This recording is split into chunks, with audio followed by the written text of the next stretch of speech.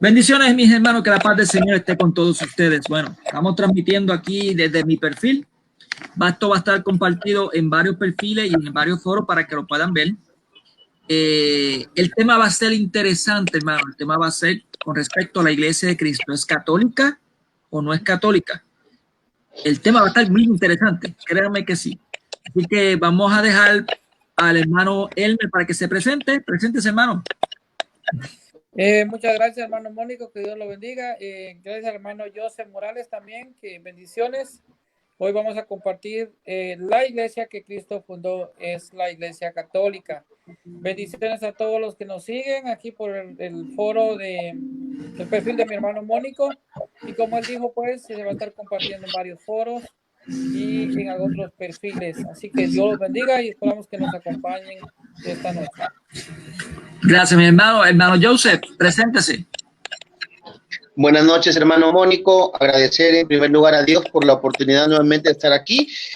Agradecer en segundo lugar, pues no, a estos hermanos que Dios me ha brindado, al hermano Elmer por haber aceptado en esta noche hacer esta transmisión para compartir este tema y dejar bien en claro que la única iglesia que Cristo fundó es católica, no se llama católica, es católica. Y a la misma vez también agradecer al hermano Mónico por la gentileza y por su tiempo de estar en esta noche con nosotros. Que Dios le bendiga, como dijo el hermano Mónico, este tema va a estar excelente.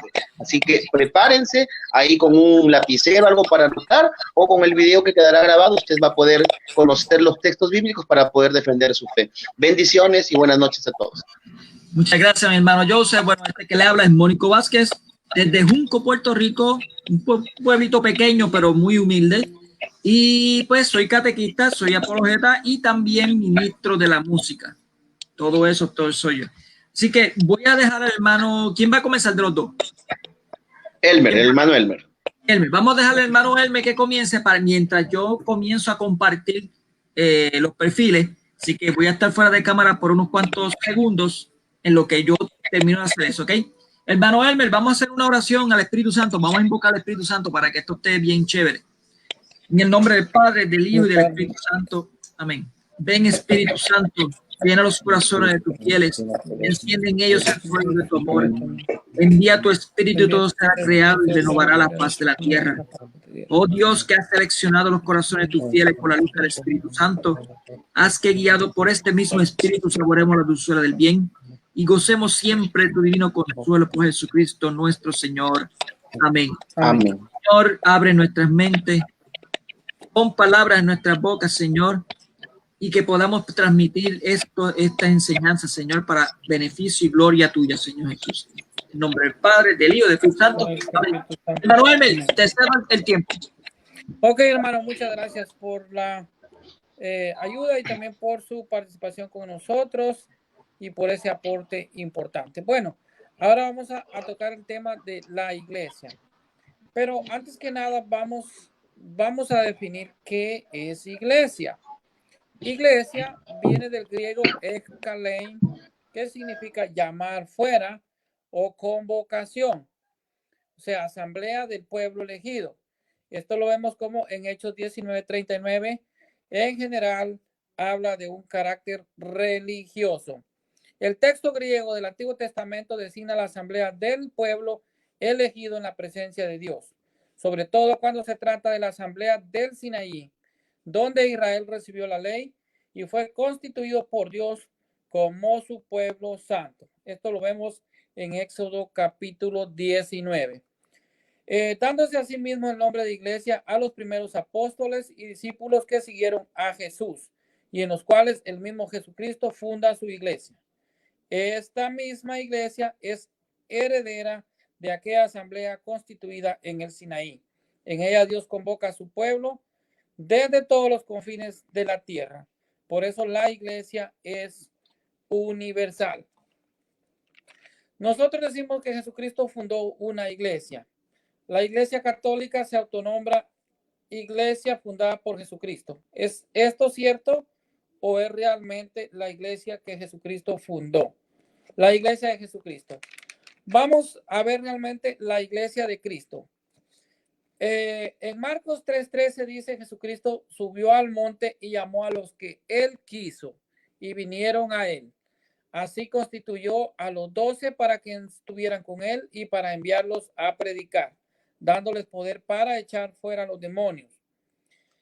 Bueno, la división entre los cristianos es un hecho. Y hay más de 70,000 denominaciones religiosas y todas afirman ser la iglesia de Cristo. Todas dicen que son la iglesia que Cristo fundó, pero la verdad es una y es revelada por el Espíritu Santo. De modo que Cristo no envió 70,000 iglesias, ni hay 70,000 verdades, tampoco hay 70,000 Espíritus Santos. La verdad es una. Bueno, hay divisiones en el cristianismo, como ya dije. Las divisiones son las fuerzas del mal y se unen para escandalizar. Hay materialismo, ateísmo militante, cultura de la muerte, indiferencia, sincretismo, todo esto unido para negar la existencia de Dios. Y el cristianismo está dividido. Pero Cristo quiere la unidad. Como nos dice Juan 17:21, Padre, que todos sean uno como tú, Padre, estás en mí y yo en ti, sean también uno en nosotros. Así el mundo crea que tú me has enviado. Juan 10:16 dice que es una profecía, la voluntad de Cristo, y habrá un solo rebaño con un solo pastor. Esta es la base de la doctrina cristiana católica. Unidad de doctrina en el mundo, obedeciendo la voluntad de Jesucristo. Efesios 4:5 dice un solo Señor, una sola fe, un solo bautismo. San Pablo da las directrices y características de la iglesia de Jesucristo. Pero la pregunta es, ¿cuál es la verdadera iglesia que Jesucristo fundó? Vamos a tomar un método bíblico y también un método histórico. ¿Cuál es la iglesia que Cristo fundó? Vamos más atrás con la Biblia. Mateo 16:18 dice, y yo a mi vez te digo que tú eres Pedro.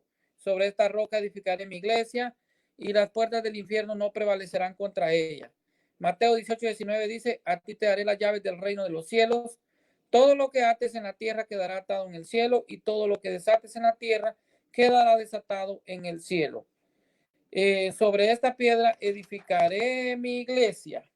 Una iglesia. Jesucristo está diciendo que Él será el edificador de esa iglesia. Cristo será el constructor de esa iglesia. Cristo mismo es la piedra angular de esa iglesia. Pero dice una iglesia. Edificaré mi iglesia. No dice mis iglesias. Entonces, tres cosas que hay que destacar. Edificaré. Es decir, yo, Jesús, seré el constructor de esa iglesia. O sea, la iglesia no es un invento del hombre, sino de Jesucristo mismo. Mi, en singular, una. Cristo no dijo en este pedregal edificaré mis iglesias, sino que dijo iglesia. Iglesia. Cristo usa el término iglesia. ¿Qué entendía Jesucristo por iglesia? Esta es la pregunta. No es como afirma Lutero que la iglesia es invisible, sino una congregación visible. La iglesia es la que te bautiza y la que te incorpora a la vida cristiana. Veamos qué significa iglesia en el Antiguo Testamento y lo que Yahvé Dios usó. Yo ya al inicio di un término y una definición de iglesia, pero iglesia para el pueblo de Israel, ¿qué era? Cajal. Iglesia es iglesia. La antigua alianza, una nueva alianza. 12 tribus, 12 apóstoles. Jefes y ancianos con autoridad. Apóstoles, Moisés, igual Pedro. Pueblo de Israel, un nuevo pueblo de Dios. Reino, reino. Cajal, iglesia, igual iglesia. Entonces, esto significa la asamblea, la comunidad que se reúne por convocatoria. Esta es la asamblea, esta es la iglesia. En el lenguaje religioso, asamblea convocada por Dios, personas llamadas por Dios. La historia de la iglesia en el Antiguo Testamento se forma de esta manera. En Génesis 1 y 2 leemos, Abraham, Isaac y Jacob. De Abraham viene Jacob, el pueblo de Israel. Todos descienden de Abraham. Por eso Abraham es nuestro padre en la fe.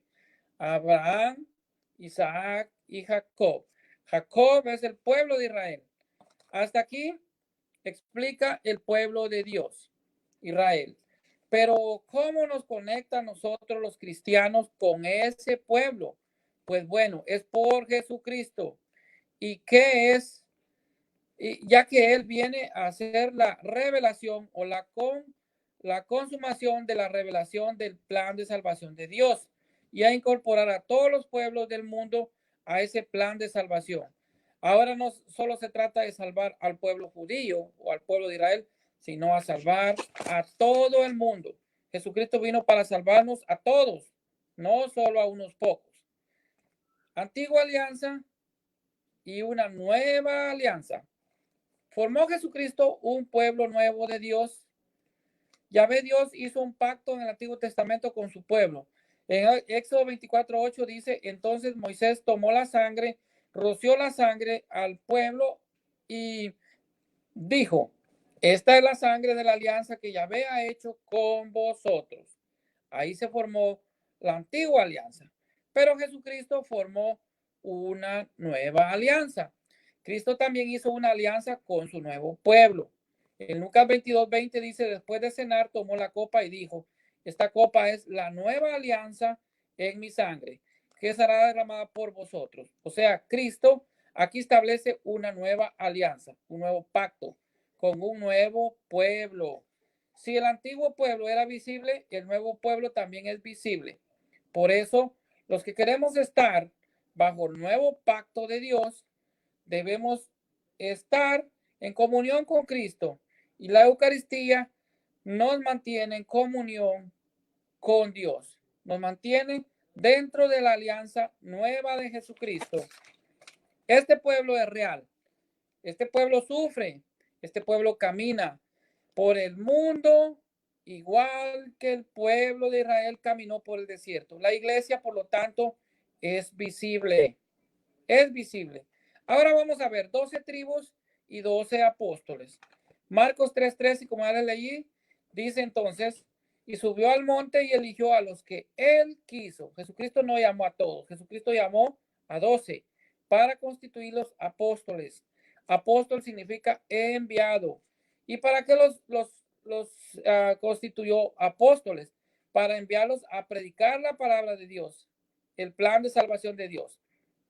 Entonces, cuando nos dice Marcos 3:13, Jesucristo subió al monte y llamó a los que él quiso. Es voluntad de él llamar a unos y formar una iglesia.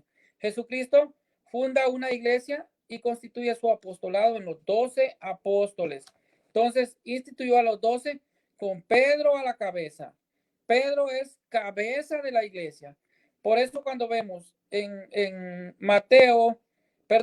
San Juan 17:21, 17 al 19, dice 3 veces Jesucristo le dice a Pedro, Pedro, ¿me amas más que estos? Pedro le contesta, sí, Señor, tú sabes que te quiero. Apacienta mis corderos. Le vuelve a decir por segunda vez, Pedro, ¿me amas más que estos? Pedro le contesta, sí, Señor, tú sabes que te quiero. Apacienta mis ovejas. Luego le vuelve a decir, a Pedro, ¿me amas más que estos? Se entristeció Pedro que Jesucristo le preguntara por tercera vez. Y le dice, Señor, tú lo sabes todo. Tú lo sabes que te quiero. Entonces Jesucristo lo nombra cabeza de la iglesia, pastor universal de la iglesia. Ahí lo vemos en lo que es Juan 21, versículos 17 al 19. Ahora vamos a ver cómo en la antigua iglesia habían jefes y ancianos como autoridad. Ahora en la nueva iglesia hay apóstoles como autoridad. Yahvé había puesto jefes y ancianos que lo representaran con autoridad. Primero fueron Moisés y los ancianos, después los reyes y los profetas. Igual Jesucristo eligió a los 12 y los envió con autoridad, como dice Lucas 10:16. Quien a ustedes los escucha, a mí me escucha. Y quien a ustedes los rechaza, a mí me rechaza. Entonces Moisés estaba a la cabeza y Pedro está a la cabeza. Yahvé puso a Moisés, Éxodo 18, 19, 21, al suegro de Moisés, le da consejo a Moisés para que delegue autoridad a los ancianos y él sea el representante de Dios. Jesús pone a Pedro como autoridad, como ya dije en San Juan capítulo 21, versículos del 15 al 17. Apacienta mis ovejas. Volviendo a la pregunta original, ¿fundó Jesucristo una iglesia? La respuesta es obvia. La voluntad de Cristo es dejar una iglesia y una nueva alianza bien establecida. San Pablo dice en 1 Timoteo 3:15, la iglesia es columna y fundamento de la verdad. El reino del Antiguo Testamento y el reino en el Nuevo Testamento. Ya vimos en Mateo 6:18, y sobre esta piedra edificaré mi iglesia. Y vimos también cómo Jesucristo establece una nueva alianza en su sangre. Lucas 22:19. Mateo 16:19 le dice a Pedro, a ti te daré las llaves del reino de los cielos. Cristo está hablando de un reino y es lógico porque Cristo es rey. Pero ¿por qué le dice a Pedro, a ti te daré las llaves del reino de los cielos? Vamos a ver qué nos dice la escritura acerca del reino. Prefigura de mayordomía está en Isaías 22, 20, 22. Eliaquín como mayordomo del rey, y luego es la profecía. Daniel interpreta el sueño del rey Nabucodonosor. El rey había soñado con una inmensa estatua que tenía la cabeza de oro puro, el pecho y los brazos de plata, el vientre de bronce y las piernas de hierro, y los pies mitad de hierro y la mitad de barro. Después miró una piedra que se desprendió y golpeó los pies de hierro y barro de la estatua y los destruye en pedazos. Finalmente la piedra que destruyó la estatua se convirtió en una gran montaña que se llenó por toda la tierra. Ahora pues, ¿cuál fue la interpretación que Daniel dio al rey? La cual está en el libro de Daniel capítulo 2, versículos 44 y 45. Esta es la profecía del reino de Dios, la iglesia. La iglesia que está en todo el mundo, la iglesia universal, la iglesia católica. Este reino que nunca será destruido es el reino de Cristo, un reino que muchos querrán destruir, pero que nunca podrán. Emperadores, príncipes, reyes, y el reino estará en toda la tierra. Ya para terminar y darle espacio a mi hermano, entonces veamos ahora pues qué es el reino en el Nuevo Testamento. En San Mateo 4:17 dice, desde entonces comenzó Jesús a predicar y decía, convertidos porque el reino de los cielos ha llegado. Y más adelante en Mateo 4:23 Jesús recorría y enseñaba acerca del reino de Dios. O sea, Cristo predicaba el reino de Dios. Prometido desde siglo antes, Cristo inauguró el reino de los cielos en la tierra. Todos los cristianos aceptamos a Cristo como rey, pero no todos aceptamos el reino de los cielos en la tierra. Unos quieren el reino de los cielos en el cielo y otros el reino de la tierra en la tierra, pero pocos aceptan el reino de los cielos en la tierra. Jesucristo dijo, Mateo 4:17, el reino de los cielos ha llegado. La pregunta es, ¿a dónde ha llegado? A la tierra, mis hermanos. Y el reino de Jesucristo es la iglesia. Bendiciones. Adelante, hermano. Buenas noches, una vez más, ¿no? A los hermanos que nos siguen en esta hora, en esta transmisión que estamos haciendo, ¿no? Felicito al hermano Elmer por su intervención, realmente muy nutritiva, una exposición bastante buena.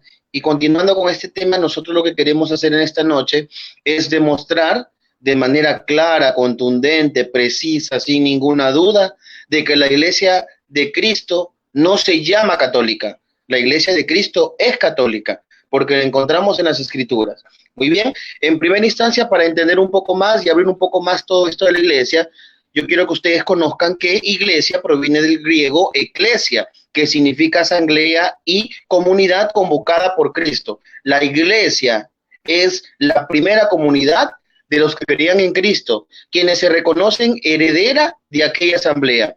En ella Dios mismo es el que convoca a su pueblo desde todos los confines de la tierra. El término griego Kyriake significa la que pertenece al Señor. Desde el punto de vista teológico, el término iglesia designa al pueblo creyente que Dios llama y reúne a todas las partes para formar esa asamblea, como lo vemos en Éxodo capítulo 19, verso 5, y a la misma vez también lo vemos en Deuteronomio capítulo 9, versículo 10. Hay una cosa importante que hay que entender en esto, es que es Dios mismo, Cristo mismo, quien llama y convoca a su asamblea. Podemos darnos cuenta de que en el Nuevo Testamento es Cristo mismo quien elige, quien pone su mirada en aquellos primeros discípulos, en aquellas personas, para que de esa forma vaya constituyendo o conformando su iglesia, como lo podemos ver en San Juan capítulo 1, versículo del 35 al 45. Nos dice las escrituras que los primeros discípulos que Jesús llama son Andrés y su hermano Simón. Pero hay un asunto importante en el versículo 42 de San Juan 1, queridos hermanos, que Jesús le cambia el nombre a Simón, porque no se llamaba Pedro, sino se llamaba Simón. Es decir, le dice, piedra, tú ya no te llamarás Simón, sino te llamarás Pedro, que traducido significa piedra. ¿Por qué? Porque en el idioma arameo es Cefas o Kefas, que significa piedra. Y esto es muy importante porque nos vamos a dar cuenta más adelante que el cambio de nombre en la Biblia significa algo muy particular, algo muy especial. Quiere decir que este Pedro iba a tener una misión muy importante dentro de esa comunidad que el mismo Jesús, que el mismo Dios va a formar, ¿ok? Entonces, eso es en primera instancia. Jesús le dice a Simón, tú eres Pedro, Cefas o Kefas, que significa piedra, y ya sabemos que en Mateo capítulo 16, versículos 18 y 19, ¿no? Nos va a decir, tú eres Pedro, y sobre esta piedra, o sea, sobre ti, edificaré mi iglesia. Cabe mencionar también que cuando en la Biblia se ve que a alguien se le cambia el nombre, tiene un profundo muy importante. Vamos a poner aquí ciertos ejemplos de eso. Por ejemplo, Abraham, por Abraham, que quiere decir padre de muchedumbres de pueblos. Eso está, hermanos, en Génesis capítulo 17, verso del 3 al 6. También de Sarai le cambia el nombre por Sara, quien es la esposa de Abraham, que quiere decir princesa fecunda y madre de reyes, como lo encontramos en Génesis capítulo 17, verso 16. Jacob, por Israel, que quiere decir el que luchó con Dios y los hombres y venció. Entonces, esto es demasiado importante en todo lo que tiene que ser el abordaje del por qué creemos nosotros los cristianos católicos, de que Pedro es esa cabeza visible que Dios pone y que él se fija desde el primer momento en el cual él los llama. En San Juan capítulo 1, versículo del 35 al 45, ya no te llamarás Simón, sino Cefas o Kefas, que significa piedra, roca, ¿ok? Entonces, en primera instancia, quiero mencionar este argumento que es muy importante para nosotros los cristianos católicos, en la cual gran parte de nuestra doctrina se basa en reconocer en Pedro esta autoridad. Pero hay que también señalar e indicar que dentro de las características fundamentales de cómo yo reconozco a la Iglesia de Jesucristo, en principio, son 4. Una, santa, católica y apostólica. Una. ¿Por qué una? Porque Jesús solamente fundó una iglesia, en singular, no en plural, como lo dice en Mateo capítulo 16, versículo 18. Mateo capítulo 16, versículo 18, que lo voy a dar lectura en este momento. Y ustedes se van a dar cuenta, hermanos, que la iglesia es una, en singular, no en plural, no iglesias. 16, 18. Y yo a mi vez, dice Jesús, yo a mi vez te digo que tú, o sea que tú eres Pedro, que significa piedra, y sobre esta piedra edificaré mi iglesia, en singular. Por eso creemos, hermanos, que la iglesia de Jesucristo, ¿sí?, es una. ¿Por qué? Porque Cristo fundó una única iglesia. Otra característica de la iglesia de Jesucristo es santa. ¿Por qué? Por dos cosas fundamentales. Primero, porque el fundador es santo y porque por medio de la sangre derramada de Jesús en la cruz, ¿sí?, bañó con esa sangre y la hizo santa e inmaculada. Mateo 16, 18, el fundador es Cristo. Y en Efesios capítulo 5, versículo 25-27, nos dice la segunda razón por la cual creemos que esta iglesia de Cristo es católica y a la misma vez creemos que esta iglesia de Jesucristo es santa. Voy a darle lectura a ustedes, Efesios capítulo 5, versículos del 25 al 27, queridos hermanos, y dice de esta forma, este texto es maravilloso, porque nos hace corroborar de que del sentido del por qué la iglesia es santa, no es únicamente por el fundador, sino también por otras cosas adicionales. Les voy a leer a ustedes. Dice así Jesús: maridos, amen a sus mujeres como Cristo amó a la iglesia y se entregó a sí misma por ella. Cristo se entregó todo su ser por ella, por la iglesia, para santificarla, purificándola mediante el baño del agua en virtud de la palabra, y presentársela como resplandeciente a sí mismo, sin que tenga mancha, ni arruga, ni cosa parecida, sino que sea ¿qué? Santa e inmaculada. Por eso es que la Iglesia Católica define que dos características fundamentales es una y santa. Una, porque Jesús fundó una sola iglesia, y santa porque el fundador es Cristo, y porque por su muerte y por todo lo que Jesús hizo, la santificó con su sangre y quiso que esta iglesia sea, como lo dice las últimas palabras, que de santa e inmaculada. Por eso es que yo creo en esta iglesia, que es la iglesia de Jesucristo, porque me da razones bíblicas a mí para yo poder estar seguro que no hay error en esta santa iglesia católica. Apostólica. ¿Por qué creemos que la iglesia de Jesucristo es apostólica?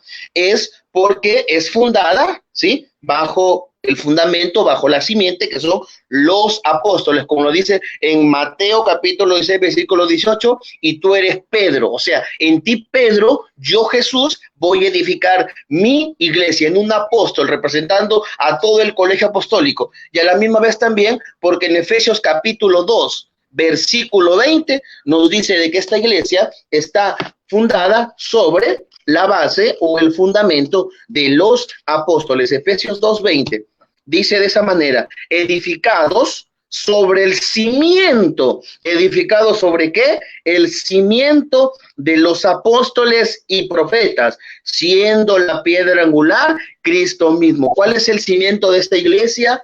Son los apóstoles. Por eso nosotros decimos que la iglesia es una, santa y apostólica, porque Jesús fija su mirada en Pedro, en la piedra, en Cefas, en Kefas, como usted lo quiera llamar, y en él pone su mirada y en él va a fundar su iglesia. Por eso creemos que es apostólica. Y más adelante también dejaré evidencias del por qué nosotros creemos que piedra angular, que hace referencia a Cristo, no tiene que ver nada con la piedra de fundamento, en este caso que es Pedro. Es una situación totalmente distinta. Yo voy a aclarar ese punto que me parece que es importante, porque existe mucha confusión en esto. Los hermanos separados no entienden lo que significa piedra angular y le ponen al texto de Mateo capítulo 6, versículo 18, que ahí dice piedra angular, pero ahí dice piedra y está refiriéndose a Pedro. No se está refiriendo a la piedra angular, es decir, Jesús nos está refiriendo a él mismo, en el cual él va a edificar su iglesia en él, como nos lo hacen entender o creer los hermanos separados o los hermanos protestantes. Muy bien. Y la otra característica que también me apasiona, y por eso está que el tema dice ahí, y lo estoy viendo en este momento: la iglesia de Cristo es católica, no se llama católica, es católica. ¿Y eso dónde está en la Biblia? Mateo capítulo 28, versículo 19 al 20. Mateo capítulo 28, versículo 19 al 20. Ahí usted va a encontrar en donde dice la palabra católica. Y yo le voy a explicar, querido hermano católico que usted está ahí, o hermano no católico, en donde dice la palabra católica en la Biblia. Vamos a leer Mateo capítulo 28. Mateo capítulo 28 del 19 al 20. ¿Sí? Y usted va a prestar atención a este texto y se va a dar cuenta en donde dice esto. Vayan pues y hagan discípulos a todas las gentes, bautizándolos en el nombre del Padre, del Hijo y del Espíritu Santo, y enseñándoles a guardar todo lo que yo les he mandado. Y he aquí que yo estoy con ustedes todos los días hasta el fin de los tiempos. Las primeras palabras dicen: vayan pues y hagan discípulos a todas las gentes, a todas las naciones.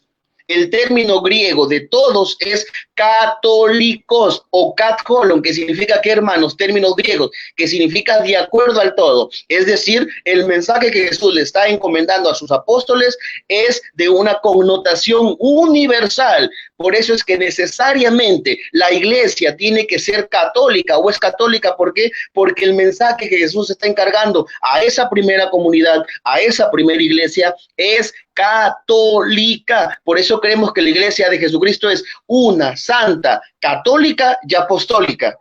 Esas son las razones bíblicas de la cual nosotros podemos dar como católicos de que esta es la iglesia de Jesucristo, porque en esta iglesia de Jesucristo está la plenitud de la verdad, está la plenitud del Espíritu Santo, como también lo dice en Hechos capítulo 1, versículo 8, hermanos. Ahí también refuerza toda esta idea del mensaje universal, y definitivamente esta iglesia tiene que ser católica. Hechos capítulo 1, versículo 8. Vamos a ver qué dice Hechos capítulo 1, versículo 8. Tenemos que salir de este tema, tenemos que salir convencidos que esta iglesia no se llama católica. Esta iglesia es católica. Esta iglesia es católica. ¿Qué dice en capítulo 1 de Hechos, verso 8? Al contrario, dicen, ustedes recibirán una fuerza cuando venga el Espíritu Santo. Vendrá sobre ustedes y de este modo serán ustedes mis testigos en toda Judea y Samaria y hasta los confines de la tierra. Y le está diciendo a su primera comunidad, a su iglesia, que este mensaje lo tienen que llevar hasta los confines de la tierra. Y una palabra, un término, una traducción al término griego catolicoso, katholon, es universal. Es por eso que esta iglesia tiene que ser necesariamente por Mateo capítulo 28, 19 al 20 y Hechos 1, verso 8, tiene que tener una connotación, definitivamente no hay otra, universal, porque es católica. Entonces, hermanos, yo he demostrado hasta ahora que definitivamente esta iglesia es necesariamente católica, pero estas no son las únicas 4 características, hermanos.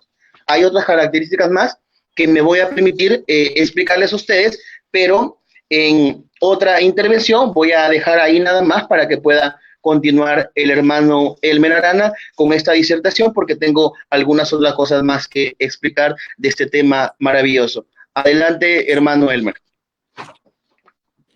Ok, hermano, no sé si hermano Mónico quiere participar, si no, pues continúo yo con mi segunda intervención, hermano. Dele, hermano, dele. Okay. Dele, hermanito, dele. Estamos en familia. Vamos allá. Bueno, lo que hay que acordarse es que la iglesia, Cristo no mandó a escribir, o sea, no escribió un libro o una Biblia, sino que él lo que vino fue a fundar un pueblo. De los 2 pueblos formó uno. Ese pueblo pues le llama iglesia, una congregación. Y lo formó de hombres y los mandó a hablar y a actuar en su nombre. Eso lo pueden ver en 2 Timoteo 2:2, en Lucas 10:16, en Mateo 28:19 y en Juan 20:19 al 23. Anoten eso. 2 Timoteo capítulo 2, versículo 2, Lucas capítulo 10, versículo 16, Mateo 28:19 y Juan 20:19-23. Ahí está Cristo enviando a los apóstoles a predicar. Muchos de los hermanos evangélicos dicen que la iglesia es espiritual, es invisible. No, es real y es física. La iglesia católica cree que la iglesia, o sea, el pueblo de Dios está compuesto por 3 estados. Está el estado de la iglesia purgante, que es la que está en el purgatorio, la iglesia militante, que es la que nosotros estamos militando aquí, y la iglesia triunfante, que es la que está en el cielo. La iglesia que Cristo fundó debe ser necesariamente tener 21 siglos, más de 21 siglos. Eso tiene que estar obligatoriamente así. ¿Por qué? Porque él dio la promesa bien claramente de que iba a estar con su iglesia hasta el fin de los tiempos. Por tanto, esta iglesia tiene que haber visto todas las herejías, tiene que haber combatido todas las herejías que había, porque dice bien claramente en las escrituras que las puertas ni las puertas del infierno prevalecerán en esta iglesia, o sea, dándole una autoridad a la iglesia de poder interpretarla, las escrituras, de poder solucionar problemas en cuanto a los asuntos disciplinarios y todas esas cosas. La iglesia ha tenido más de 265 papas, si no me equivoco. Y estos papas pues, tienen una autoridad conferida desde los apóstoles. Ahora, los apóstoles dejaron unos sucesores. No es que hay más apóstoles, no entiendan mal. Pero dejaron unos obispos, que son los supervisores. Y si los jefes ya no están, quienes se quedan son los supervisores. Por tanto, los obispos, que son los supervisores, son los sucesores de los apóstoles. Nosotros entendemos que es así y así se debe respetar, según nosotros. Cristo, por ser Dios, no puede equivocarse ni engañarnos. Prometió a sus apóstoles y a sus sucesores que él estaría con ellos hasta el fin del mundo y que la fuerza del mal no podía prevalecer contra su iglesia. Mateo 28, 17 al 19, 16 al 18. Por consiguiente, pretender que la iglesia verdadera se acabó en el siglo IV, como dicen algunos, y que Constantino fundó la iglesia, que por cierto ya hay un presbiterano que ya está indicando, hizo un video bien chévere, indicando de que la iglesia católica no fue fundada por Constantino, y hay evidencia histórica de eso. Y él citó varios libros. Pues el afirmar eso que está indicando es antibíblico y antihistórico. O sea, lo que está indicando es una contradicción histórica y una contradicción antibíblica. Lo que inventan las supuestas iglesias desobedecen a Cristo y a su legítimo representante, a quien él dijo: quien a vosotros escucha, a mí me escucha, y quien vosotros rechaza, me rechaza a mí. Ahora bien, quien me rechaza a mí, rechaza a aquel que me envió. Eso lo dice en Lucas 10:16. Por tanto, la iglesia, si es rechazada por algunos, están siendo antibíblicos y anticristianos. La iglesia católica y la Biblia son inseparables, tienen que estar juntas. Rechazar la iglesia y la apostolicidad de la iglesia y servirse de la Biblia, que esta misma iglesia nos transfirió durante 16 siglos, es algo ilógico. Cristo, por ser Dios, es sabio y prudente, no dejó la Biblia como una manzana de la discordia entre sus discípulos. Mis hermanos, funda una iglesia, dejó un representante que fue San Pedro, como dijo el hermano Joseph, que citó bien nítido el texto de Mateo. Joseph, Mateo, ¿qué fue el que le dijo que le iba a dejar que apacentara las ovejas a Pedro? Es Juan 21. Juan 21, 15 al 17. Juan 21, 15 al 17. Ese texto es bien claro. O sea, le está confiriendo el pastoreo que Jesús tiene, se lo está dejando a Pedro. ¿Para qué? Para que él, siendo un representante, siendo la roca que él dejó, la roca física, la roca que podemos ver, en el cual el Espíritu Santo va a estar ayudado, va a ser ayudado, podamos entonces tener un orden en el pueblo mismo de Dios. No puede haber un desorden. Dios no es un desorden. Tiene que haber un orden. Hay un texto bíblico en el Antiguo Testamento que dice: un pueblo sin gobierno se va a la ruina. Por esa razón es que Jesús, sabiendo cómo somos nosotros, él deja una jerarquía. ¿Sí? Y la iglesia, como dice, hay una característica que es una: santa, católica y apostólica. Una, porque solamente existe una. Santa, porque quien la fundó es santo. Católica, porque la prédica es universal, se tiene que llevar a todo el mundo. Y apostólica, porque viene desde los apóstoles. Y ya di unos textos sobre eso.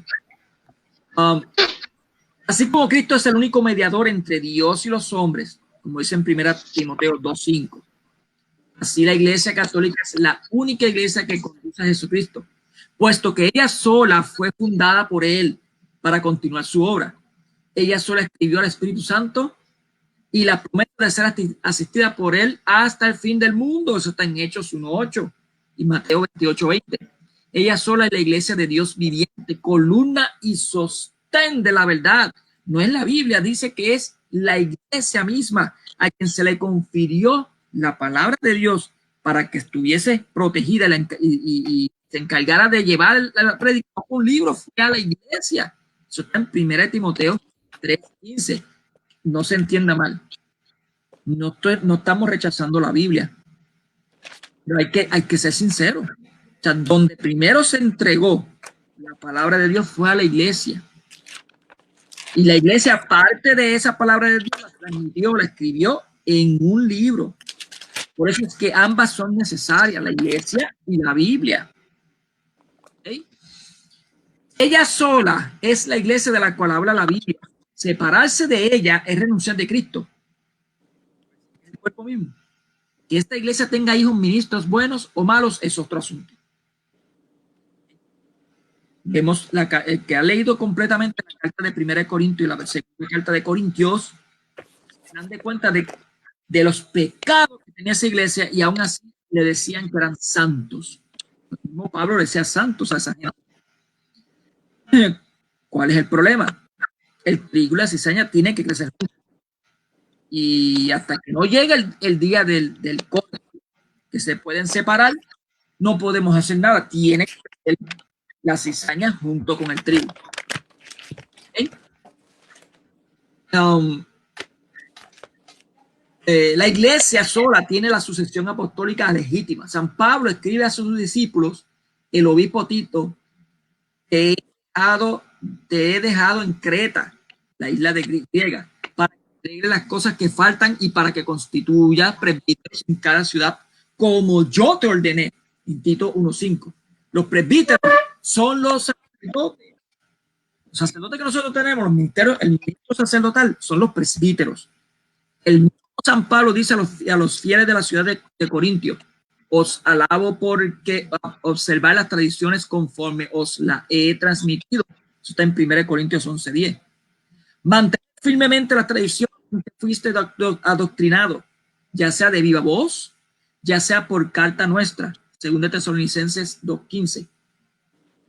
Lamentablemente, las iglesias que han nacido desde Lutero para acá no llevan 2000 años. Tengo que decirlo, eso, la palabra de Dios no les puede haber recibido ellos, están separados. Que puedan usar la Biblia, sí. Que puedan tratar de comprender la santa palabra de Dios, sí. Pero ¿cómo? Explíquenme, hermanos, ¿cómo un dedo puede subsistir si no está pegado al cuerpo? El dedo se pudre. ¿Cómo una mano puede decirle a la otra mano, no te muevas? Y la mano, y esta mano que le está diciendo, se puede mover. Es posible que los dedos de tu mano puedan tener movimientos distintos a la misma vez. Eso sería una confusión en un cuerpo. Por tanto, la iglesia no puede estar separada. Los apóstoles constantemente indican que no puede haber división. Pablo es uno que siempre hablaba sobre eso, que no puede haber división, de alejarse de la división. Que no es propio de los cristianos. Esto de la tradición tiene que estar junto con la Biblia también. Por tanto, la iglesia de Cristo está predicando tanto la tradición apostólica como la santa palabra de Dios. No confundan tradición regular con la tradición apostólica. En mi otra intervención voy a hablar sobre lo que es la división, lo que Pablo no quería, ni los apóstoles querían que sucediera en la iglesia. Voy a dejar el paso al hermano Elmer para que continúe. Elmer, continúa. Gracias, hermano. Muy excelente tu intervención. Y bueno, aclarando unos puntos que el hermano tocó, es en cuanto a algunas objeciones de los hermanos separados, al decir que Constantino es el fundador de la Iglesia Católica Romana. Y bueno, en esto, negando pues así lo que realmente dice la Biblia, que Jesucristo fundó su iglesia. Jesucristo fundó la iglesia y hay pruebas bíblicas históricas como lo estamos demostrando. Y pues a los que sostienen esta mentira, esta blasfemia, esta calumnia, yo les preguntaría, si Constantino es el fundador de la iglesia, Constantino, el emperador romano, que gobernó Roma, fue emperador de Roma en el año 313 al 325, después de Cristo, si él es el que fundó la iglesia cristiana católica, ¿cómo es que la iglesia en el año que Constantino fue emperador, la iglesia tenía 32 papas? Esta sería una pregunta que yo esperaría que me la respondan. ¿Cómo es que la iglesia había tenido 32 papas? Hoy en día, en el año 2019, la iglesia tiene 266 papas. Pero en el tiempo de Constantino, la iglesia tenía 32 papas. Yo quisiera que me respondieran esa pregunta. 2. Si Constantino fundó la iglesia católica en el año 313, ¿cómo es que en el año 107 un obispo de Antioquía, que es segundo sucesor de Pedro en la jerarquía de la iglesia en Antioquía, llamó a la iglesia católica, o sea, le dio el adjetivo de católica, 200 años antes que Constantino fuera emperador romano? Esa sería otra pregunta que me gustaría que me respondieran. Y 3, si la iglesia católica fue fundada por Constantino en el año 313, ustedes están afirmando que esa iglesia que Constantino fundó en el año 313, en el año 382 hizo la Biblia. Hizo la Biblia. Quiere decir que la Biblia sale de una iglesia pagana. Y ustedes están afirmando que la Biblia no es palabra de Dios, sino que es pagana porque sale de una iglesia pagana. Eso es lo que ustedes están afirmando, porque dicen que la iglesia se paganizó y que fue Constantino el que la fundó. Entonces, si en el año 313, después de Cristo, Constantino fundó la iglesia católica, esa iglesia que hizo la Biblia en el año 382 salió una Biblia pagana. Eso es lo que ustedes afirman. Así que son 3 cosas que son incongruentes con la realidad y que son blasfemias y calumnias. Ahora, vamos a hablar siempre de la iglesia de Cristo. La iglesia que Jesucristo fundó tiene un orden y tiene jerarquía. La iglesia que Jesucristo fundó tiene obispos, tiene presbíteros, como decía el hermano Mónico, y también tiene diáconos. Pero, ¿dónde están los obispos en la Biblia? En Hechos 20:28, y lo vamos a leer, aparece obispos. También aparece en Filipenses 1:1 y también en Tito 1:7. Esos son los obispos. Los obispos son los legítimos sucesores de los apóstoles. 2, presbíteros. Los presbíteros son los sacerdotes, el orden sacerdotal, que es instituido por Jesucristo la última cena. Haced esto en memoria mía. O sea, hay un orden. Y de ahí sale el orden sacerdotal. Ahí no dice sacerdote, sino que la orden de Cristo. Estos son los presbíteros. Y lo encontramos en Hechos capítulo 14, versículo 23, Hechos capítulo 15, versículo 6, Tito capítulo 1, versículo 5 y Hechos capítulo 6, versículo 4. Los diáconos. Está en 1 Timoteo 3:8, 1 Timoteo 3:10, Filipenses 1:1 y Hechos 6:1 al 6. Ahora pues vamos a leer para que no vean que solo se los dije. Entonces nos vamos a ir a los obispos. Está en Hechos 20:28. Dice la palabra así, Hechos 20:28. Entonces dice, cuídense ustedes y de todo el rebaño, a cuya cabeza los ha puesto el Espíritu Santo, como obispos, para apacentar la iglesia del Señor, que él adquirió con su propia sangre. O sea, está diciendo que a los obispos los puso el Espíritu Santo en la iglesia como cabeza de la iglesia. Los obispos son los legítimos sucesores apostólicos. Ellos son legítimos sucesores de los apóstoles. Ellos son los verdaderos enviados. Apóstol significa enviado. Ellos son los verdaderos pastores enviados a predicar el evangelio.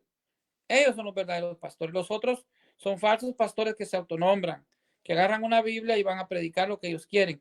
Pero los obispos dice que son puestos por el Espíritu Santo. Dice, cuando ustedes, cuídense ustedes y todo el rebaño a cuya cabeza los ha puesto el Espíritu Santo como obispos para apacentar la iglesia del Señor que él adquirió con su propia sangre.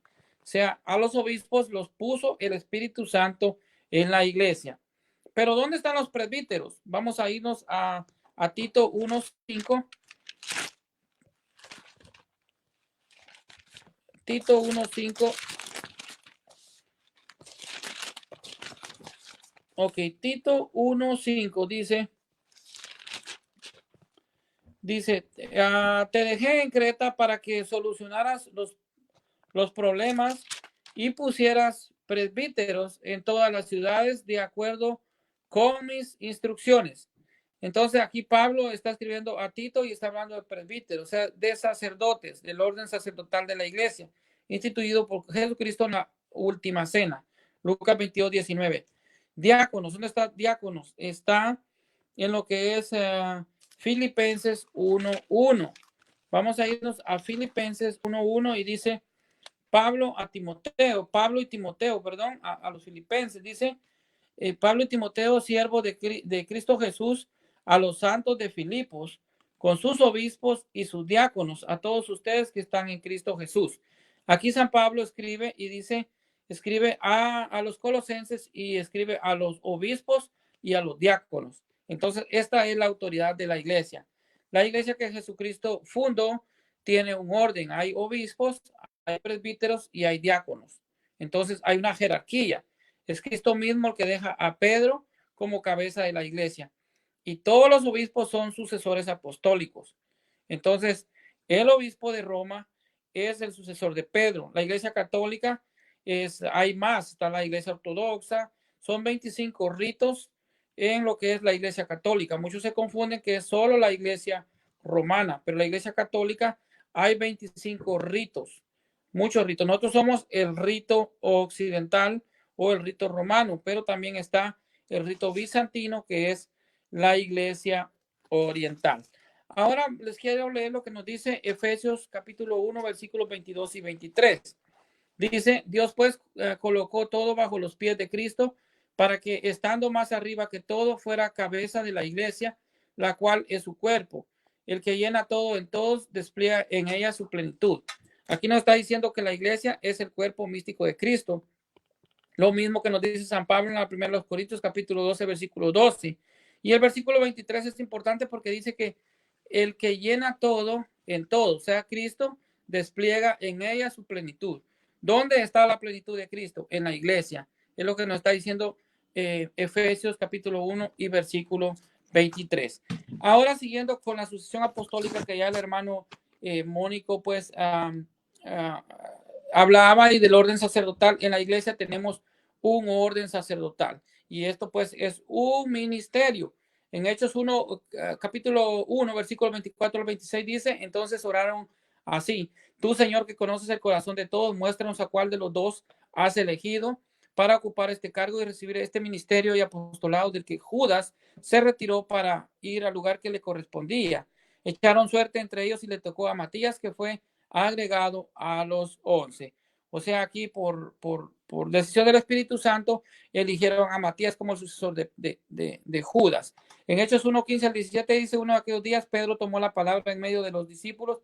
Había ahí como 120 personas. Les dijo que hermanos, era necesario que se cumpliese la escritura, pues el Espíritu Santo había anunciado por boca de David lo que hizo Judas. Este hombre que guió a los que prendieron a Jesús era uno de nuestro grupo y había sido llamado a compartir nuestro ministerio común.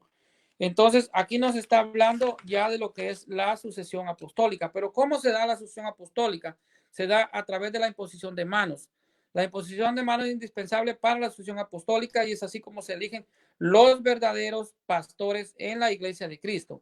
Vamos a ver un caso o un par de casos. En Hechos 6:6 dice, lo presentaron a los apóstoles y habiendo hecho oración le impusieron las manos y eligieron así a Esteban. Entonces, aquí se da una de lo que es las sucesiones apostólicas. En Tito, la primera de Tito, capítulo 4, versículo 4, dice, no descuides el carisma que hay en ti, que se te comunicó por la intervención profética mediante la imposición de las manos del colegio de presbíteros. Entonces, esto pues es ya lo que la sucesión que se da ya lo que es el colegio apostólico de la iglesia y es cómo se eligen los pastores, los verdaderos pastores en la iglesia de Jesucristo, que son pues los obispos, los sacerdotes y los diáconos. Según de Timoteo 1:6 dice, por esto te recomiendo que reavives el carisma de Dios que está en ti por la imposición de mis manos. O sea, Pablo está escribiendo a Tito, que pues tiene carisma en él, que lo obtuvo por la imposición de las manos de Pablo. O sea, Pablo pues ordenó a Tito. En Hechos capítulo 5, del 2 al 6 dice, pues ahí se da un concilio también de obispos y es el primer concilio de la iglesia. Pero bueno, vamos a ver lo que nos hablan los presbíteros y ancianos en la primera comunidad cristiana. Hechos 20:17 dice, desde Mileto envío a llamar a los presbíteros de la iglesia de Efeso. Hechos 20:28 fue el que ya le leí. Y también tenemos Hechos 21:18, dice, al día siguiente Pablo con todos nosotros fue a casa de Santiago, se reunieron también todos los presbíteros.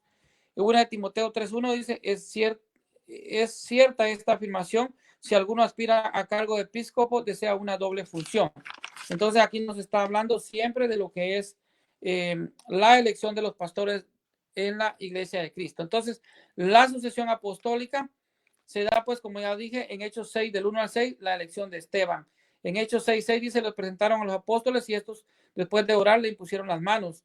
En Hechos 8:18 dice, al ver Simón el mago, que con la imposición de manos de los apóstoles se transmitía el Espíritu Santo, les ofrecieron dinero, pero Pedro les reprendió. En Hechos 2 y 13, a Pablo le imponen las manos. Hay muchos hermanos separados que dicen que a Pablo nadie le impuso las manos y que él solo inició su ministerio. Pero eso es mentira, pues en Hechos 13, 2 y 3 dice, mientras celebraban el culto del Señor, o sea, la Santa Eucaristía, la misa, y ayunaban, el Espíritu Santo les dijo, sepárenme a Bernabé y a Saulo, y envíenlos a realizar la misión a que los he llamado. Ayunaron pues e hicieron oraciones y les impusieron las manos y los enviaron. O sea, apóstol significa enviado. Entonces, a esto, así es la forma como se eligen los pastores en la iglesia de Jesucristo. En la iglesia de Cristo hay un orden, hay obispos, hay sacerdotes y hay diáconos, y se eligen a través de la imposición de manos. O sea, la iglesia de Jesucristo tiene autoridad. Así es de que voy a terminar aquí esta mi segunda participación y le voy a dar pues la oportunidad a mi hermano Joseph. Adelante, hermano.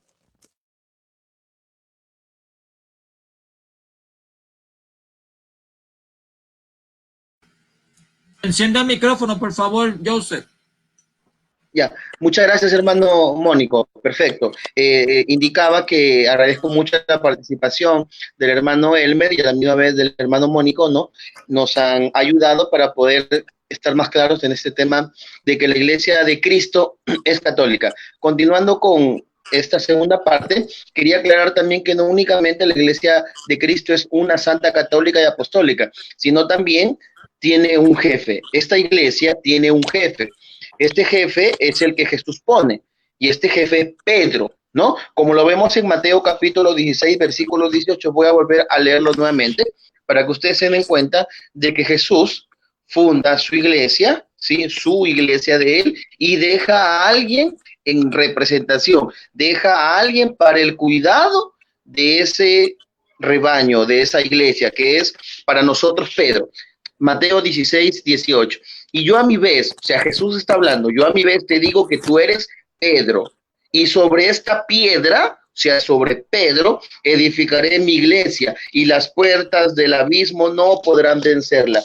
Queda claramente establecido que Jesús es el que toma la iniciativa y es el que funda la iglesia. Es Cristo mismo que funda la iglesia. ¿Sobre quién? Sobre Pedro, porque Pedro significa piedra. Es decir, aquí nos está hablando el texto que el que construye, el que edifica es Jesús.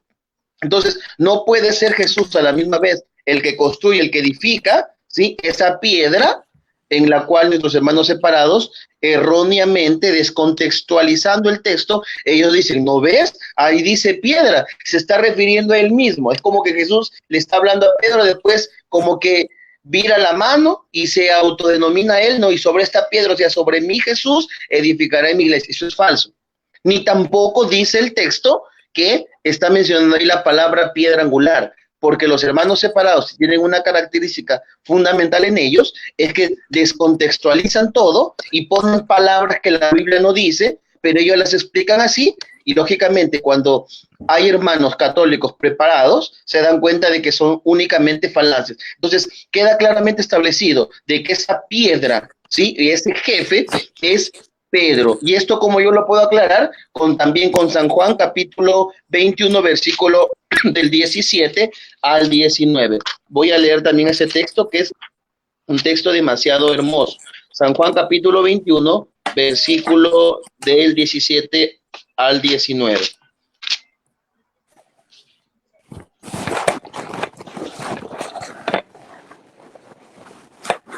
Le dice por tercera vez, Simón de Juan, ¿me quieres? Se entristeció Pedro de que le preguntase por tercera vez, ¿me quieres? Y le dijo, Señor, tú sabes todo, tú sabes que te quiero. Y le dice Jesús, apacienta mis ovejas. En el versículo 15, 16, les hace dos preguntas y Cristo de manera contundente, clara, le dice, apacienta mis ovejas, apacienta mis corderos. Los teólogos católicos, a través de los siglos, han entendido que en ese momento Jesús está reafirmando el pastorado, ¿sí? El liderazgo de Pedro para poder ser él quien, como jefe, apaciente esas ovejas que es el rebaño de Cristo, que es la iglesia. Entonces vemos claramente aquí en San Juan 21 del 17 al 19 de que Jesús le está diciendo a Pedro que es el pastor supremo de la iglesia. Y esto, ¿cómo yo lo puedo corroborar?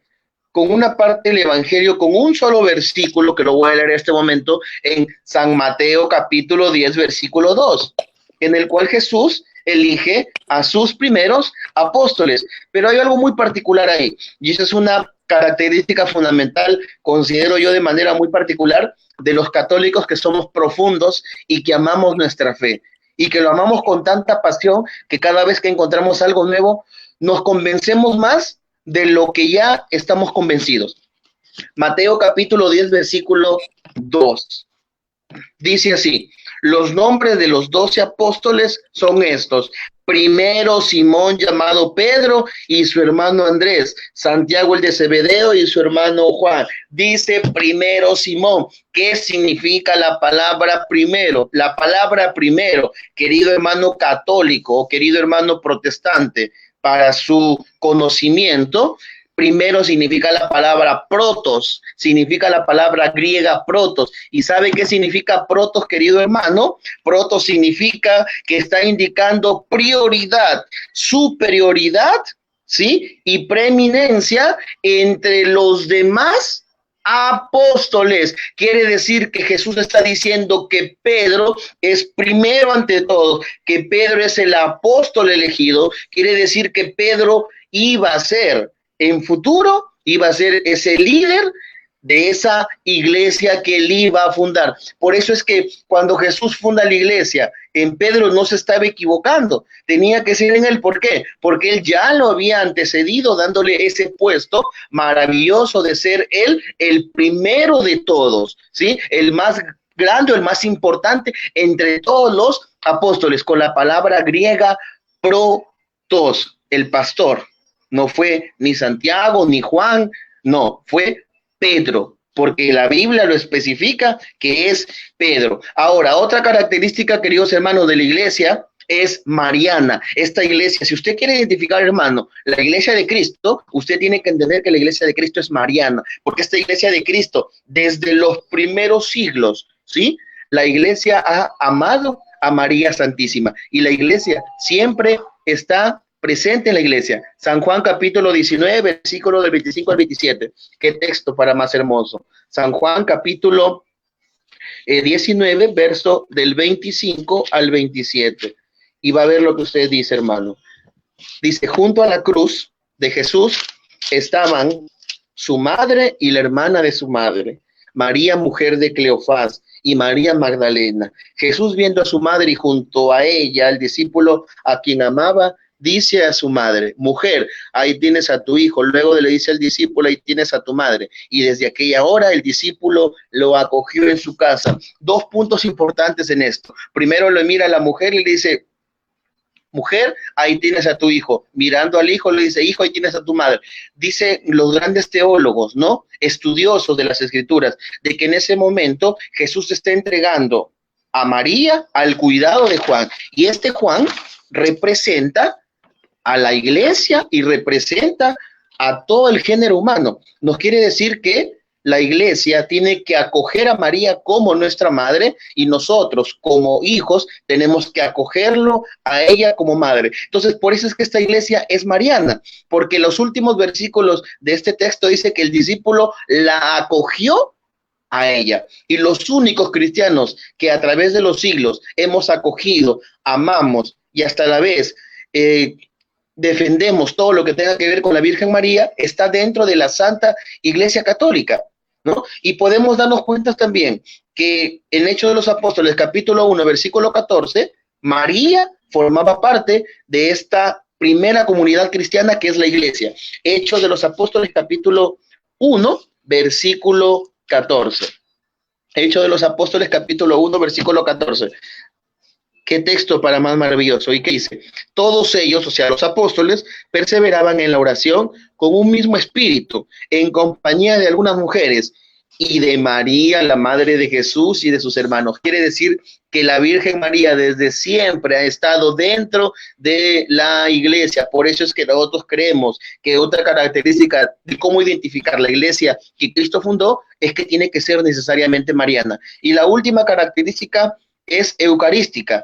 La iglesia siempre ha creído, ¿sí? Y siempre a través de los siglos ha creído de manera firme, concreta, de que Jesucristo dejó instituido el sacramento de la Eucaristía, parte del orden sacerdotal. Y eso lo podemos demostrar en Lucas capítulo 22, versículo 17 al 20, en la última cena, donde lo dice a los apóstoles, tomen y comen todos de él, este es mi cuerpo que será entregado, ¿no? Y también eso lo podemos demostrar también con San Lucas capítulo 24 del versículo 3 al 35, que habla de manera así rápida, lo voy a decir, los discípulos de Maús. Comenta el texto de que cuando las personas que estaban ahí reconocen al Señor al partir el pan, es decir, en la celebración eucarística es en donde reconocen a Jesús mismo, ¿no? Y también podemos darnos cuenta en el libro de los Hechos de los Apóstoles, capítulo 2, versículo del 42 al 43, que esa primera iglesia, esa primera comunidad se reunía siempre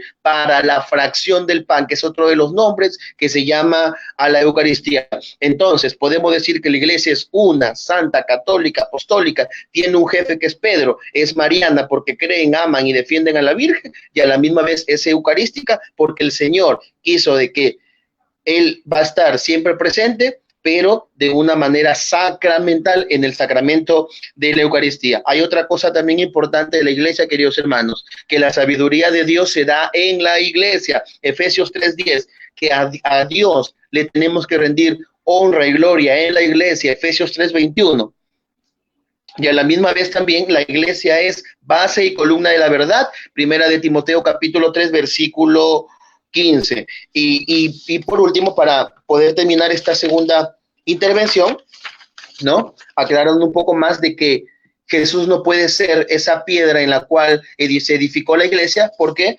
Porque Jesús o Cristo o el Mesías no significan piedra, ¿no? No significan piedra. Y eso lo podemos corroborar en que Jesús significa Salvador. Eso está en Mateo 1:21, San Juan capítulo 4, versículo 42. Usted lee su Biblia y va a poder corroborar eso, ¿no? Porque los hermanos protestantes ponen palabras en ese texto de Mateo 16, de hecho, que no tiene ningún fundamento, ¿no? Y a la misma vez también usted lo va a poder corroborar eso en Mateo 16, 17, en donde dice de que Jesús es el Cristo, el Mesías, el ungido, y en San Mateo 2, del 3 al 4, y en San Juan 4, verso 25, 26. Entonces, descontextualizan tanto los hermanos separados, haciéndonos creer que en Mateo 16, 18 significa que eso de ahí es piedra, pero significa la piedra que es Pedro, ni tampoco dice piedra angular. Yo le puedo pedir en este momento al hermano Elmer, al hermano Mónico, que lean tantas veces yo les solicite el texto de Mateo 16, 18, y no van a encontrar en ningún momento piedra angular. Entonces los hermanos separados están totalmente equivocados. Y en mi última intervención, que va a ser breve, voy a leerles algo de lo que los hermanos ya dijeron, sobre algo de historia, para poder dejar claro que Constantino no fundó la Iglesia Católica, y a la misma vez también definiciones de lo que es piedra angular. Y con eso yo terminaría mi intervención. Adelante, hermano Mónico. Gracias, hermano, gracias. Bueno, yo voy a hacer, esta será mi última intervención, yo voy a hacerlo corto. Quedamos en que íbamos a hablar de la división. Ya vimos cómo los hermanos Elmer y Joseph estaban hablando de cómo la iglesia debe ser una, debe ser santa, de que está fundada, tiene una jerarquía, de cómo la iglesia tiene una autoridad en cuanto a la interpretación bíblica, no se basa en la interpretación privada, como dice Pedro, en que también se deja ir por la tradición apostólica, junto con la santa palabra de Dios, en el cual también la iglesia se le deposita primero la palabra de Dios como guardiana que es de la fe, del depósito de la fe, como dice, y cómo es que Jesucristo manda a los apóstoles, a la iglesia misma, a predicar el evangelio, no a escribir un libro. No estamos negando de que las Santas Escrituras sea una autoridad. Nosotros consideramos que es la autoridad en cuanto a las normas de fe. La Iglesia Católica lo cree, pero también creemos que la Iglesia tiene una autoridad concedida por el mismo Jesucristo. Y por ser depósito de la fe, se tiene que también considerar eso como cristiano que es. Por tanto, si tú, siendo dedo, te separas del cuerpo, el dedo no subsiste, no vive solo. Entonces, eso es lo que pasa con estas iglesias que están ya por más de 80,000, dijeron 70,000, pero ya casi 80,000 denominaciones distintas. Algunas se parecen en su doctrina, pero la gran mayoría no se parecen. Por ejemplo, vamos a hablar, por ejemplo, déjenme buscar por aquí. Por ejemplo, hay iglesias que son modalistas o unicitarias, en el cual dicen que Dios es uno, que eso está bien, pero creen que el Padre, el Hijo y el Espíritu Santo son manifestaciones y no personas. De la Iglesia Pentecostal Unida, los mesiánicos es otra, que también lo creen así. Los que creen que Dios tiene 3 partes y no 3 personas, esos casi siempre están en los grupos judíos, mesiánicos también, los que niegan la plena divinidad de Cristo, que eso lo pueden ver en algunas iglesias como la Luz del Mundo, la Iglesia Cristiana de Dios. Toda esa gente niegan la plena divinidad de Cristo. Ellos dicen que lo que vino a la tierra fue un hombre y no fue Dios y hombre verdadero, sino solamente un simple hombre. Están los que son politeístas. Esto, bueno, aquí el ejemplo más claro es un señor que está por internet, que casi todo, yo he tenido debate con él, Tito Martínez. Ese hombre pues es politeísta, él cree que hay varios dioses, y lo que niega la divinidad y la personalidad del Espíritu Santo. O sea, por ejemplo, la Iglesia de Dios Universal, los seguidores de Albert Armstrong, todo eso pues es por culpa de la división y por culpa de la libre interpretación de la sola escritura, han ocasionado esas confusiones y esas resurgidas herejías antiguas ahora. Bueno, por eso es que esa razón es que se conoce como una apostasía, pero la iglesia debe de permanecer junta. Pablo, hablando a la iglesia, a los predicadores, le dice así, a los que no son predicadores de la iglesia, los que están fuera de la iglesia, que hacen prédicas fuera de lo que es la iglesia misma, le dice así en 2 Corintios 11, 13, 14. Esos tales son falsos apóstoles, obreros engañosos que se disfrazan de apóstoles de Cristo. No es maravilla, ya que el mismo Satanás se disfraza de ángel de luz. No es mucho más que también sus ministros se disfracen ministros de justicia. Su fin será el que corresponde a sus obras. Esto es algo tremendo, increíble. Sin embargo, Cristo dijo, se levantarán muchos falsos profetas que engañarán a muchos. Estamos viéndolo claramente. Y obrarán grandes señales y prodigios. Eso lo pueden ver en Mateo 24, 11, 24. Los falsos profetas incluso harán milagros. Aquí hay un milagro que es bien cómico, que es el del brazo que está corto. Lo ponen así y bien empiezan a orar y el brazo empieza a crecer. Y después, son falsos profetas. Bien. Esto mandó a sus apóstoles, sucesores, anunció en el evangelio, como vimos y dijeron los hermanos en Mateo 28, 20. Los apóstoles predicaron, dejaron representantes. San Pablo escribe a Timoteo, a quien consagró como obispo. Lo que oíste se transmití de mí, transmítelo a hombres fieles. Subrayen eso, hombres fieles, los cuales serán aptos para enseñar a otros, 2 Timoteo 2:2. En la Iglesia Católica desde San Pablo, los obispos transmitieron a otros obispos lo recibido y lo dejaron como guardianes de este depósito de la fe. Primera Timoteo 6:20, para evitar el robo y la confusión. Las palabras iglesia y católica vienen del griego, como dijo el hermano. Está en la Biblia. ¿Okay? Y el hermano San Ignacio de Antioquía ya llamó a la iglesia católica. ¿Por qué? Porque su evangelio es católico. Hay muchas divisiones en la iglesia. Lamentablemente hay muchas. Y no debe ser así. Debería estar unida. Por eso es que son interesantes los debates para poder comprendernos y poder llegar a la unidad que Cristo quiere que tengamos. Una unidad basada en un solo cuerpo, en una sola mente, en un solo espíritu, en Cristo Jesús. No puede haber una iglesia en la cual esté convulsando. La iglesia es real, es física, está protegida por el Espíritu Santo, está basada en hombres que son pecadores también, que pueden errar, pueden caer, pero a quien debemos de estar mirando siempre es a Cristo. Cristo es la cabeza. Y por ser la cabeza de Cristo, nosotros debemos, por ser miembro del cuerpo de Cristo, nosotros debemos estar mirando a la cabeza.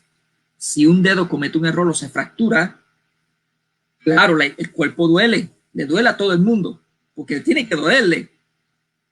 Pero eso no indica que el dedo sea maldito y tenga que mantenerse afuera. El dedo puede arrepentirse y puede ser integrado en la iglesia. Lo importante es que se arrepienta de lo que haya hecho y así se mantendrá una iglesia unida como debe ser. La iglesia católica, no solamente la iglesia romana, hay varios ritos. Está la iglesia copta, la iglesia, hay muchas iglesias católicas que se forman un solo cuerpo. Incluso la iglesia ortodoxa, aunque está separada de la iglesia católica occidental, la consideramos como una iglesia madre. Y ahí ya recientemente, hace poco, salió una noticia en que el mismo, ¿cómo se le dice a ellos? Patriarca, el mismo patriarca de la iglesia de ortodoxa, dice que la iglesia está encaminada a la unión, o sea, vamos bien.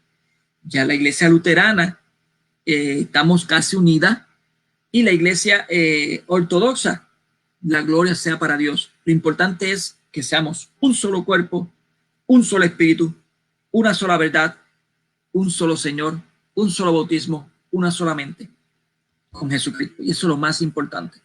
Así que yo con esto termino. Voy a dejar el paso al hermano Elmer para que haga su última intervención y después continuaría el hermano Joseph. Muchas gracias por permitirme. Me cogió de sorpresa. Yo no quería participar sobre este tema. Iba a dejar a los dos hermanos, pero bueno, ellos insistieron y hasta ahora salió bien. Así que bendiciones, mis hermanos. Muchas felicidades a todos. Que la paz del Señor esté con ustedes. Le dejo al hermano Elmer para que continúe. Qué bueno, mi hermano. Gracias por tu participación y qué bueno que estás participando con nosotros.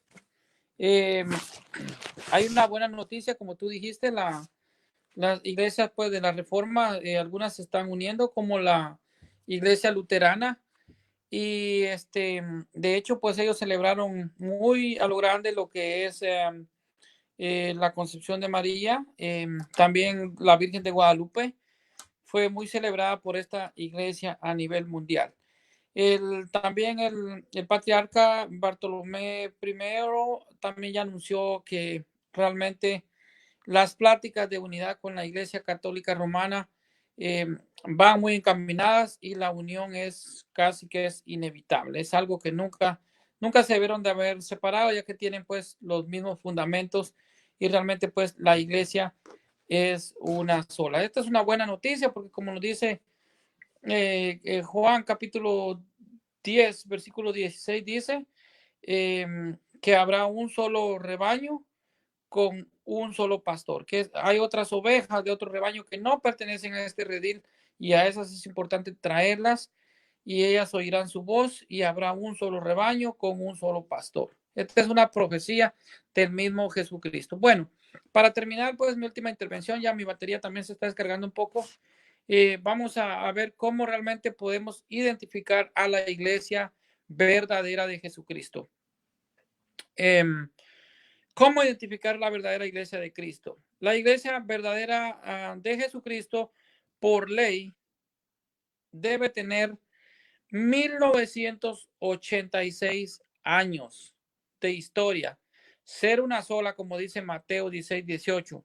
Tener 1986 años de sucesión apostólica.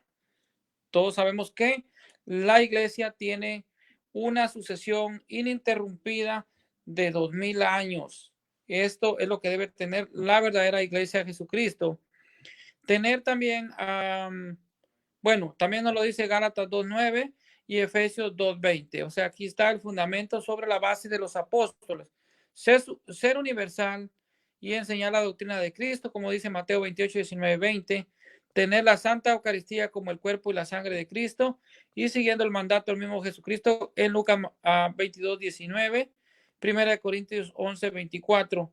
Tener a María como la Madre de Dios, como dijo el hermano Joseph, está en Hechos 1:14. La iglesia naciente el día de Pentecostés estaba en compañía de María, la Virgen, la Madre de Jesús.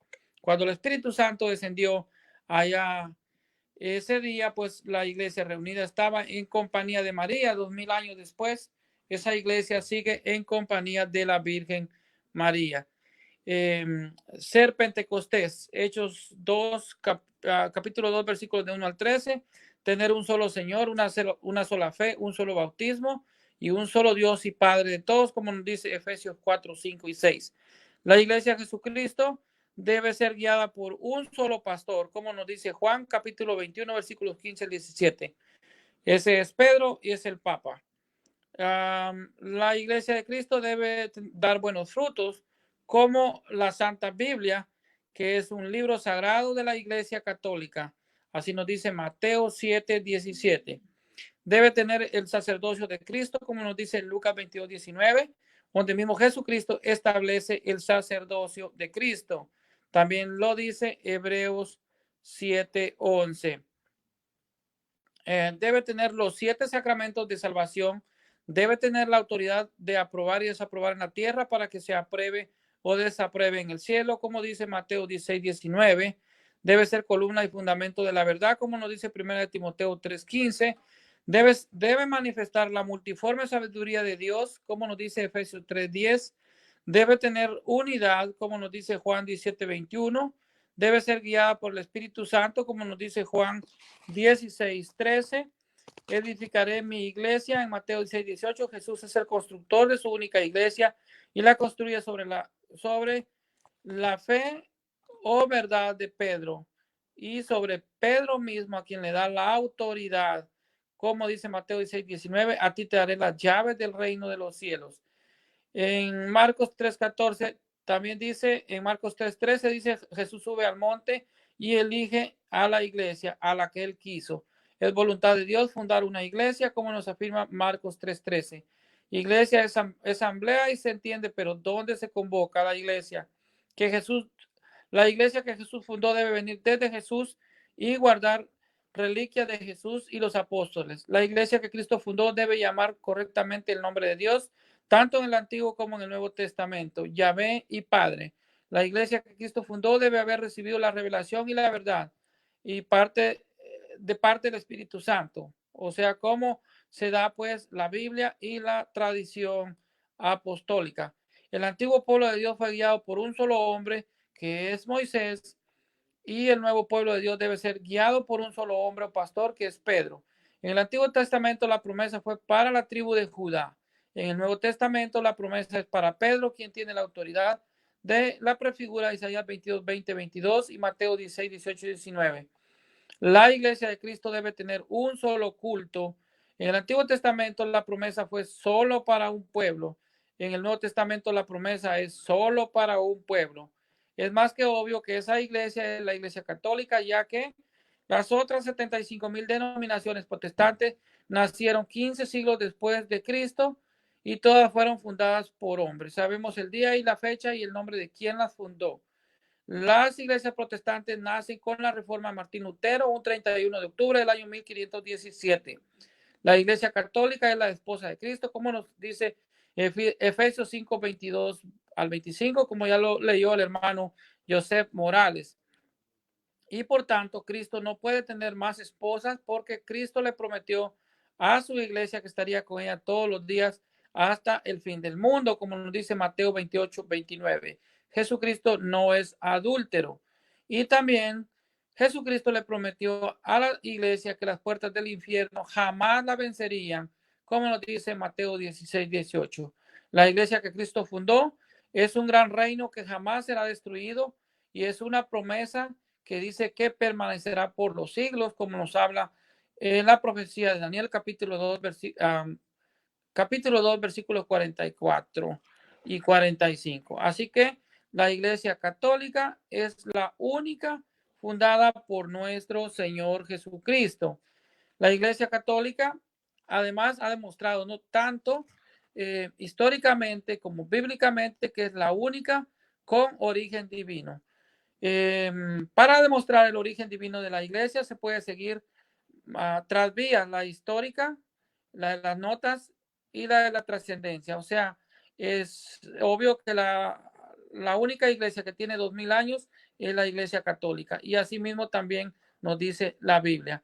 Efectivamente, hay manera de probar de muchas formas que la iglesia católica es la iglesia que Cristo fundó.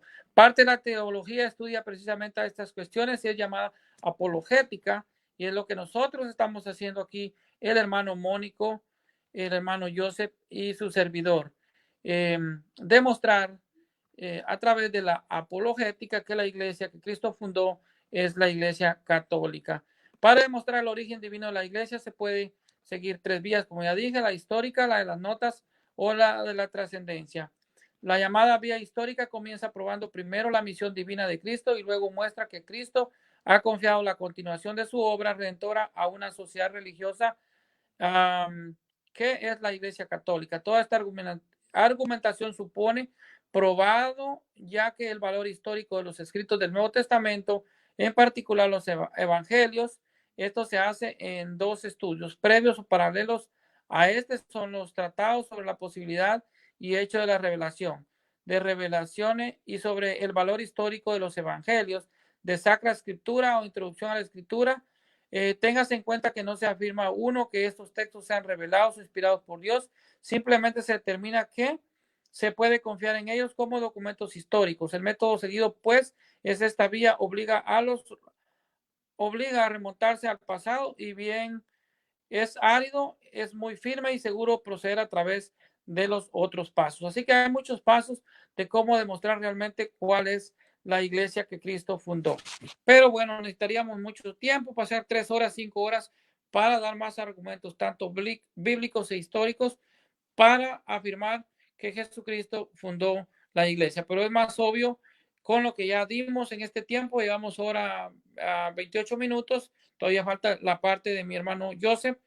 Y hay suficientes argumentos, tanto bíblicos como históricos, que demuestran que la única iglesia de origen divino es la iglesia católica, la iglesia que Jesucristo fundó. Con esto termino mi intervención y bueno, le doy paso a mi hermano Joseph para que él finalice pues lo que es esta participación que tuvimos, este compartir que tuvimos, y espero que sea edificante para todos. Que Dios los bendiga y bendiciones en el nombre poderoso de Jesús. Adelante, hermano.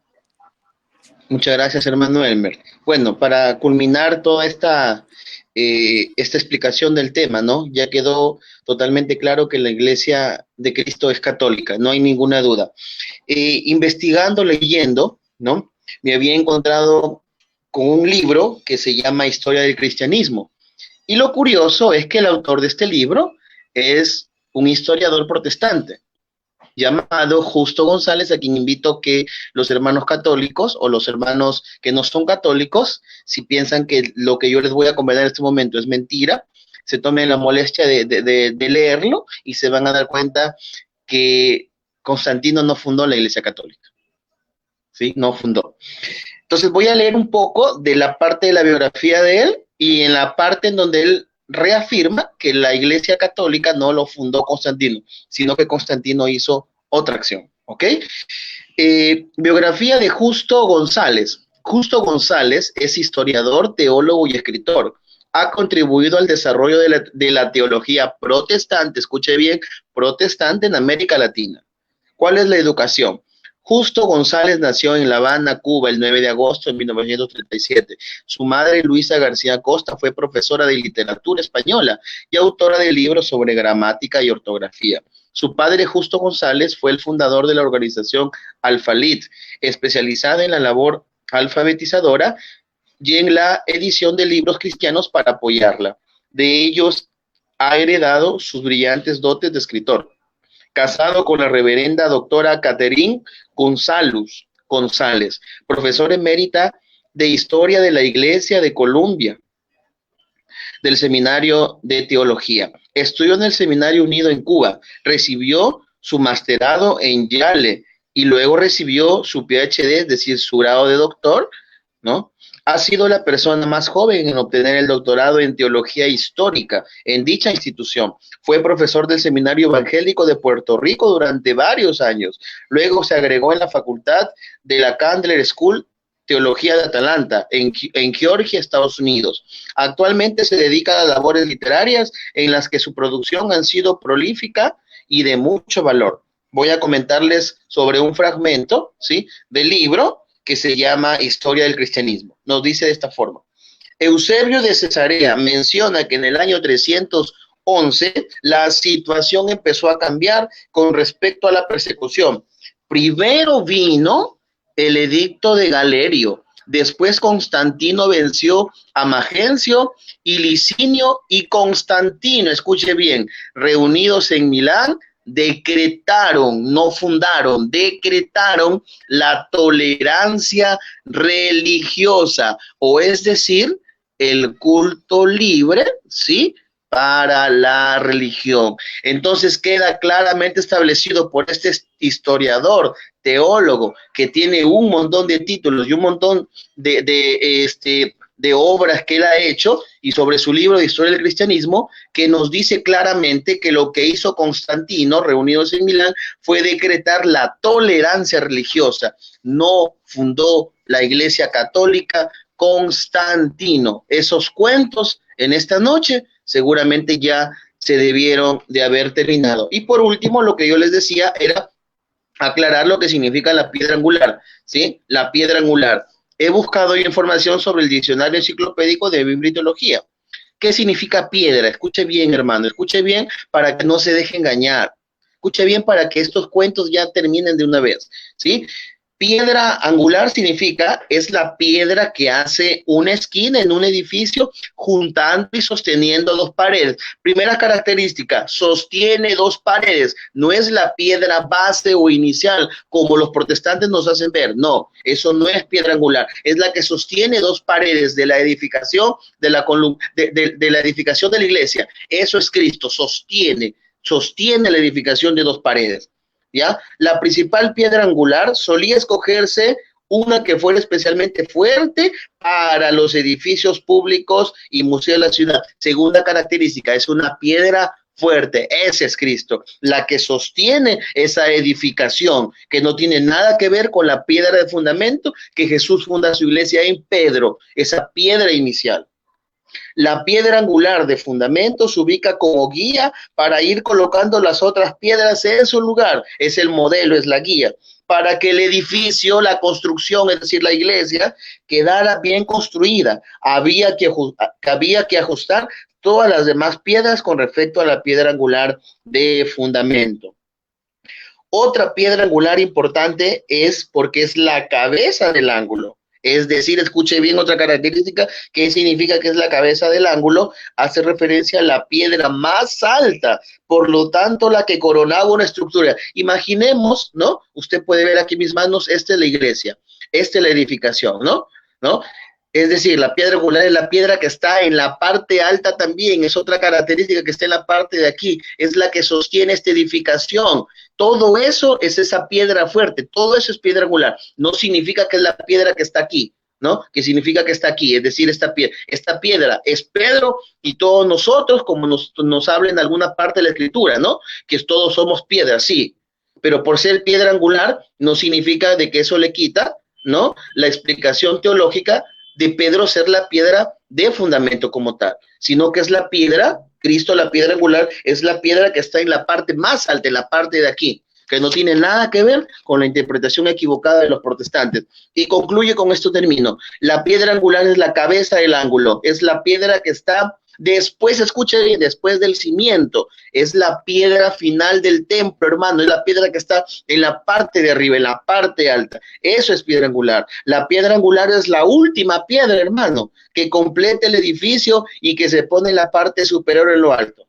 Dígame usted, si es que esta definición de esta enciclopedia de teología que yo he buscado tiene mucho que ver con la interpretación católica que le da a todo esto de la piedra angular, ¿no? Entonces, espero que haya quedado claro que cuando en Mateo 16:18 nos dice, tú eres Pedro, sobre esta piedra edificaré mi iglesia, es Pedro la piedra en la cual Jesús edifica, construye su iglesia. Y la piedra angular es esa piedra que está en la parte alta, es la que sostiene, es la que está después del cimiento, es la piedra angular, ¿no? Y es la piedra final de la edificación del templo. Esta es en mi tercera intervención y le doy pase al hermano Mónico para que después que él termine, pues nos regale un minutito, creo yo, que a cada uno para poder despedirnos y con eso hemos finalizado. Adelante, hermanito Mónico.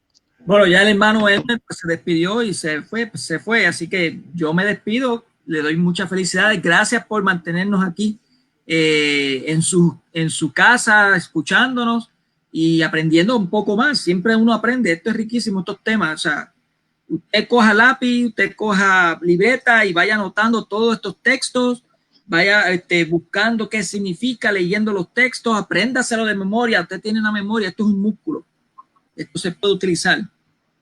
Tenga que usted, úselo, memorícese los textos, son importantes que se memoricen. Así pueden hacer una buena apologética, una buena defensa. Y no se frustran cuando vayan a preguntarle. Y así no pelean. Felicidades, hermanos.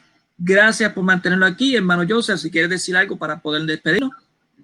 Sí, simplemente, bueno, agradecer al hermano Elmer, ¿no? Que se tuvo que retirar porque el día de mañana se levanta muy temprano para trabajar, me lo indicó antes de realizar este video, ¿no? Y la verdad que sí tiene razón, agradecer al hermano Elmer por su tiempo, su espacio, y también agradecerle a usted, hermano Mónico, de manera muy especial, porque le soy sincero y le digo de corazón, sin usted, creo que no hubiéramos hecho esta transmisión, porque estábamos ahí luchando con el hermano Elmer desde temprano, y justo siempre Dios te manda un ángel a alguien para que te colabore en todo esto que querías hacer, ¿no? Le agradezco, hermano Mónico, por habernos ayudado a hacer esta transmisión y también por su aporte que ha sido muy importante. Yo creo que este tema ha quedado totalmente claro, sin ninguna duda, que la Iglesia de Cristo es católica por todas las cosas que hemos abordado en esta noche, ¿no? Yo me despido, me voy muy feliz y contento de haber compartido, hermano Mónico. Adelante.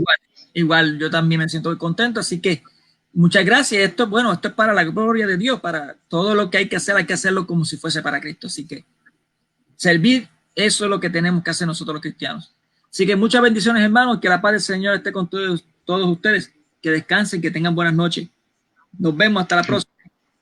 Hasta la próxima. Bye, bye.